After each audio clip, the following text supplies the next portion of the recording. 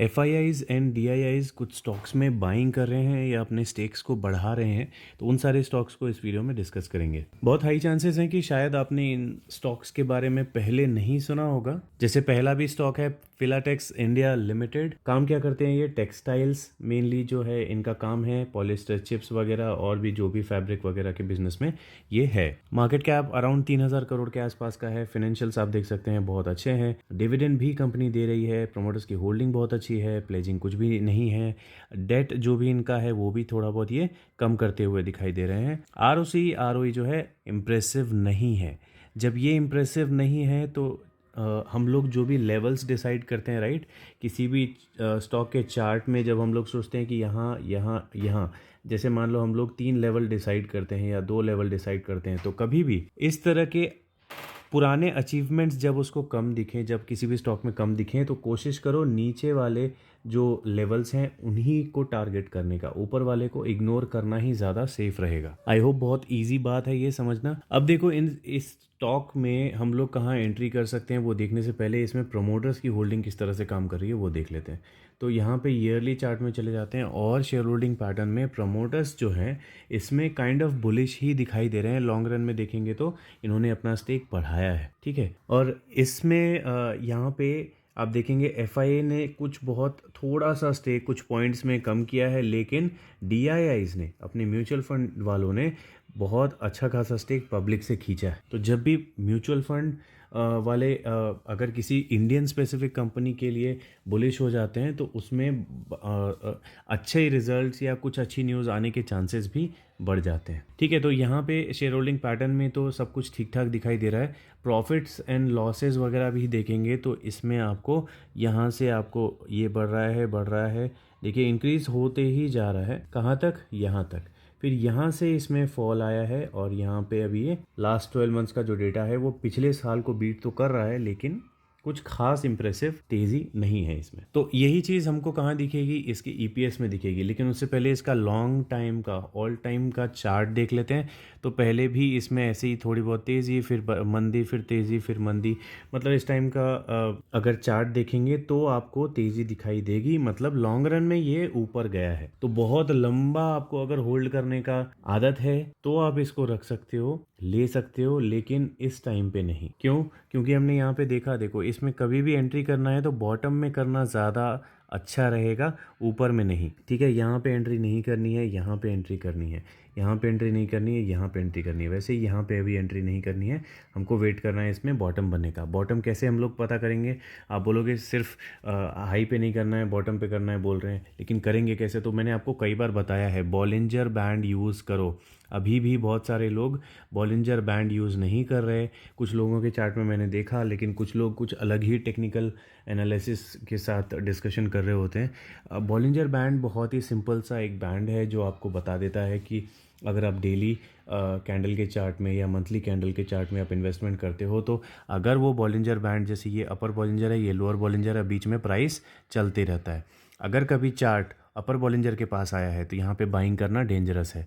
अगर chart lower Bollinger के पास है या इसके बीच में है तो इसमें एंट्री करना कंपेयर टू यहाँ पे एंट्री करने से सेफ है, ठीक है। यही सिंपल सी बात होती है बॉलिंजर बैंड। अगर आपको डिटेल में कोई वीडियो चाहिए तो मैं बना दूंगा, लेकिन पहले के जितने वीडियोस हैं उसमें मैं इसे रेगुलरली हर वीडियो में डिस्कस करता था। तो आप पुराने वीडियोस भी देख लोगे तो आपको समझ में आ जाएगा, नए लोगों को मैं बोल रहा हूँ। तो वैसे ही हम लोग इसमें क्या करेंगे, यहाँ पे एंट्री नहीं करेंगे, इसमें नीचे के लेवल्स का वेट करेंगे। अब देखिए दूसरा एक तरीका है पी रेशियो, जो मैं हमेशा हर वीडियो में बताता हूँ। तो यहाँ पे क्या दिख रहा है? यहाँ पे ये दिख रहा है कि ईपीएस यहाँ पे बढ़ रहा था, फिर गिरा, फिर यहाँ पे बढ़ रहा था, फिर गिरा, अभी यहाँ पे फिर ये बढ़ता हुआ दिख रहा है।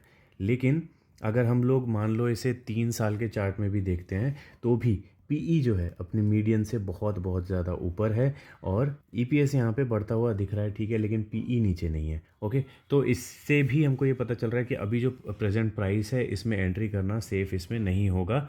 इसका फाइनेंशियल्स भी अच्छे हैं, जी फैक्टर वगैरह सब सही दिख रहा है, कुछ भी ख़राब नहीं दिख रहा।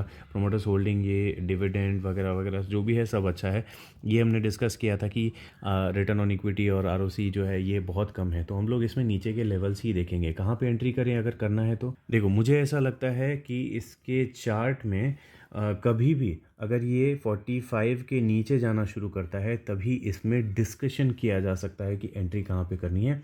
तब तक इसको सिर्फ हम लोग अपने ट्रैकर में ऐड करके रख सकते हैं। और अगर आप लंबे टाइम तक इसको होल्ड कर पाते हो तो आपको ये काफ़ी मतलब बेनिफिशियल हो सकता है। देखो, इसमें अगर आप ये सोच रहे हो कि बहुत ज़्यादा रिटर्न बना के इसने नहीं दिए हैं, तो मैं आपको बता देता हूँ। यहाँ बैलेंस शीट में कॉर्पोरेट एक्शन में आइए और यहाँ पे इसके एक्शंस देखिए।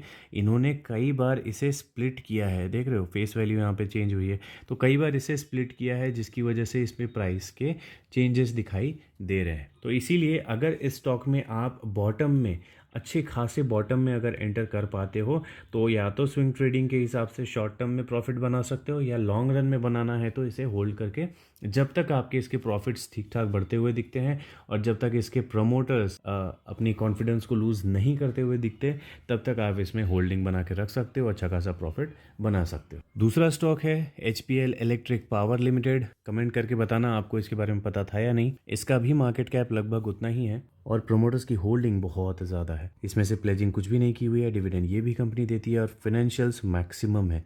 9 आउट ऑफ 9 इसका प्योर ट्रस्ट की स्कोर है। इसके भी आपको ROC और ROE जो है अच्छा नहीं देखने को मिलेगा। जबकि जो ये इंडस्ट्री है लोड चेंज ओवर स्विचेस की, इसमें 50% मार्केट शेयर जो है इसी का है। अब इसमें इन्वेस्टर्स में आके अगर इसका शेयर होल्डिंग पैटर्न देखेंगे तो ये हमेशा से ही प्रमोटर्स जो हैं इतना स्टेक बना के अपना रखे हुए हैं। और यहाँ पे FII ने और DII ने, DII का बोल सकते हैं सेम ही है, लेकिन FII ने कुछ पॉइंट्स में स्टेक जो है पब्लिक से खींचा है। तो ये भी यहाँ पे थोड़ा ही सही लेकिन पॉजिटिव हो जाता है। लॉन्ग टाइम का चार्ट देखेंगे तो जब से लिस्ट हुआ था तब से तो गिर रहा था, लेकिन कोविड के बाद से इसमें तेज़ी आई है। बहुत खतरनाक तेज़ी नहीं बोल सकते, लेकिन हाँ आप ये देख सकते हैं कि ये 20-25 रुपये का शेयर था जो कि अभी 350-400 के आसपास जाता हुआ दिख रहा है और कंसिस्टेंसी में ऊपर जा रहा है। तो टेक्निकल वाइज ये बिल्कुल ख़राब नहीं दिख रहा, फंडामेंटली भी अभी इसमें कोई ख़राबी दिखी नहीं है। PE रेशियो देखेंगे तो PE रेशियो भी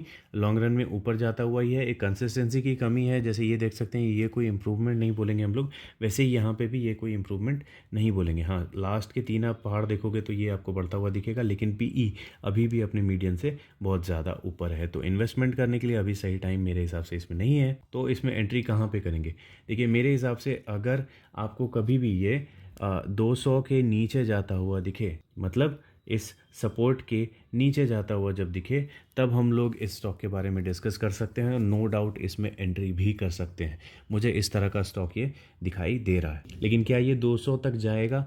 मुझे इस चीज़ का डाउट है। शायद ये 200 पे आपको जाता हुआ ना दिखे, तो इसमें इस साल शायद एंट्री के लेवल्स ना मिले, या मिल भी सकते हैं। देखते हैं, मार्केट में कुछ ऐसी एक छोटी सी न्यूज़ ही काफ़ी होती है किसी स्टॉक को धड़ाम से गिराने के लिए, राइट? तो 200 के नीचे जब ये जाएगा तो आप मुझे एक बार रिमाइंड कर देना और मैं इसे आपके लेवल्स के साथ दोबारा डिस्कस कर लूँगा। तीसरा स्टॉक है फिशर केमिक लिमिटेड। तो जैसा कि इसका नाम है, केमिकल्स एंड मशीनरीज की ट्रेडिंग में है ये कंपनी। इसका चार्ट आप देखेंगे तो आपको हो सकता है बहुत मज़ा आ जाए या लालच आ जाए। ये देखिए, अभी कुछ ही महीने पहले से इसने ये तेज़ी पकड़ी है। देखिए, 100 रुपये से भी नीचे ही चल रहा था और 700 रुपये पे आ गया है। तो कितने गुना आपका पैसा इसने कर दिया है वो आप कैलकुलेट कर लो, और अफसोस करने की ज़रूरत नहीं है। मिस हो गया, कोई बात नहीं। लेकिन डिस्कस कर लेते हैं क्या हुआ इसमें। देखो, इसमें अगर आप न्यूज़ वगैरह देखोगे तो आपको पता चलेगा कि इसने कुछ एक्विजिशंस किए हैं, कुछ कंपनीज़ को बाई किया है वगैरह वगैरह। तो वो सब इसके लिए पॉजिटिव हो सकता है करके लोग इसे बाय कर रहे हैं। और इसमें जो बाइंग हो रही है, मुझे ऐसा लग रहा है कि शायद ये नॉर्मल रिटेलर्स तो नहीं है, ये कुछ बड़े लोग ही हैं जिन्होंने इसमें बाइंग की हुई है। और कंटिन्यूसली इसमें अपर सर्किट ही लगते हुए आपको दिखाई देंगे। 5 महीने का, पिछले 5 महीने का देखोगे तो आपको ऐसे ही ऊपर जाता हुआ ये स्ट्रेट लाइन में दिखाई देगा। मतलब बाइंग भी इसमें पॉसिबल नहीं हो पा रही कई सारे लोगों की, ठीक है। तो अभी इसमें बाइंग तो बिल्कुल भी नहीं करनी है, ये तो कॉमन सेंस आपको होगा ही अगर आप नए नहीं हो तो। बाकी मार्केट कैप देखेंगे तो ठीक ठाक है। स्टॉक का पी नहीं दिखा रहा है। जब भी किसी स्टॉक का PE ना दिखाए या कुछ डेटा ना दिखाए तो उससे ऐसे भी दूर रहना चाहिए। लेकिन हाँ, हम इसे ट्रैकर में ऐड करने के लिए देख रहे हैं कि किया जा सकता है या नहीं, ठीक है। डिविडेंड ये कंपनी नहीं देती है, फेस वैल्यू 10 है, ये कभी भी स्प्लिट हो सकता है। प्रोमोटर्स की होल्डिंग कुछ नहीं है, प्लेज कुछ नहीं है ऑब्वियसली। प्योटर्स की स्कोर 5 है, डेट इसके ऊपर कुछ नहीं है। तो आई कैन अंडरस्टैंड कि आप भी कंफ्यूज हो, कि इसमें क्या किया जाएगा। तो इसमें पहले इन्वेस्टर्स में आके देखते हैं। तो यहाँ पे प्रमोटर्स है दिख ही नहीं रहे, ठीक है। यहाँ पे ईयरली करने पे हमको यहाँ पे पता चल रहा है कि पहले इसमें 7% कुछ थे, वो भी यहाँ पे ख़त्म हो गए और पूरे कहाँ चले गए, पब्लिक के पास। तो इसमें पब्लिक कौन है, तो पब्लिक में जो मेजर स्टेक दिखाई दे रहा है वो है time medical international ventures private limited का।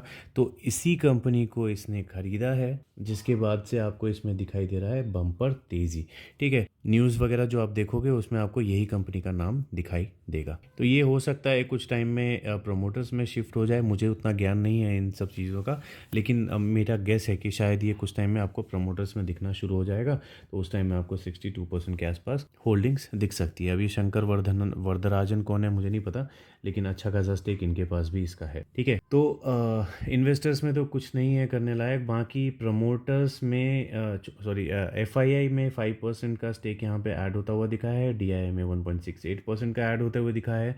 तो ये एक बोल सकता हूँ मैं कि एक अच्छी बात है, ठीक है। अगर प्रमोटर्स भी एडजस्ट हो जाते हैं तो उसके बाद FII और DII का इसमें स्टेक ऐड होना अच्छी बात। लेकिन जो ख़राब बात मुझे दिख रही है वो है यहाँ पे नेट प्रॉफिट, जिसका कुछ अता पता नहीं चल रहा कि ये क्यों भाग रहा है।